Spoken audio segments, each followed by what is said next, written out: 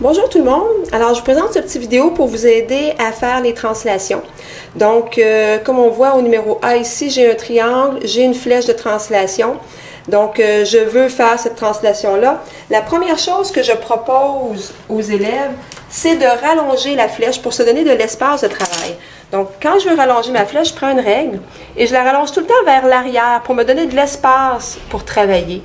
Donc je rallonge ma flèche très pâle, hein, c'est pas besoin d'être foncé, comme ça ici. Donc ça va me permettre ensuite d'aller tracer mes droites parallèles et ça me donne de l'espace pour travailler.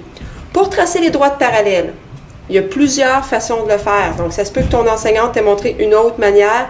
Donc moi ça c'est la manière que je préfère, mais chacun a droit à son opinion. Alors moi ce que je fais c'est avec un rapporteur d'angle.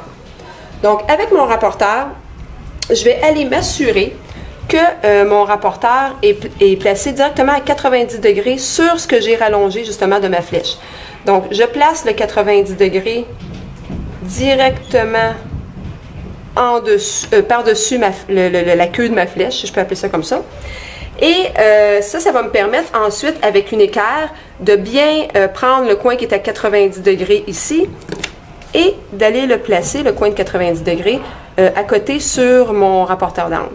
Ensuite, ce qui va me rester à faire pour tracer des parallèles qui vont passer par le point C, le point B, le point A, c'est d'aller glisser mon rapporteur jusqu'à chacun des points.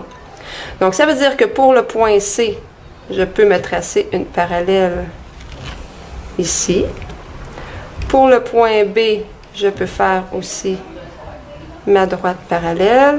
Et pour le point A, finalement, j'en trace une dernière ici. Alors, faire ça bien droit, là. Mon équerre est un petit peu abîmé. Comme ça ici. Si vous regardez bien, j'ai fait mes parallèles seulement dans un sens. Je suis pas allée dans les deux sens. J'aurais pu, ça n'aurait pas dérangé. Mais c'est que si tu regardes ma flèche que j'ai ici, ma flèche s'en va de ce côté-là. Donc, je sais que ma figure image, ma figure finale, va arriver environ ici. Donc, ça ne me servait à rien d'aller continuer les droites. Mais ça n'aurait pas dérangé si je les avais fait non plus.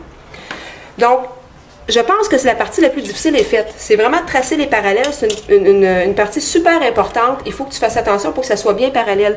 Donc, à l'œil, là, il ne faut pas que tes droites aient l'air de pouvoir se rejoindre. Il faut qu'il y ait bien l'air bien parallèle. Si déjà à l'œil, tu vois qu'ils ne sont pas parallèles, efface tout de suite puis recommence.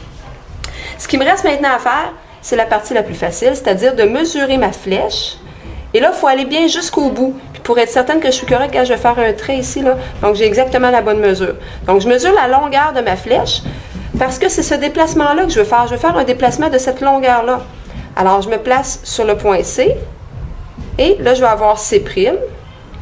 Ensuite, je me place sur B pour avoir B'. Et je me place sur A pour avoir A'. Donc, mes trois points sont placés. Donc, ça veut dire que ça ici, c'est A'. Ici, j'ai B' et ici, j'ai C'. Alors, on a pratiquement terminé. On prend ensuite une règle et on rejoint nos trois points. Comme ça. Tout le temps avec une règle, c'est bien important. Hein? On fait quelque chose de précis, donc on va y aller précis jusqu'à la fin. Et j'ai terminé. Je regarde mon triangle pour voir si à l'œil, ça semble bon. Donc, il faut qu'il y ait les mêmes dimensions, que les côtés soient environ de la même longueur, soit de la même longueur. Donc, je regarde à l'œil juste pour avoir une idée. Donc, effectivement, le triangle semble bon. Donc, j'ai terminé ma translation. J'espère que ça t'a aidé.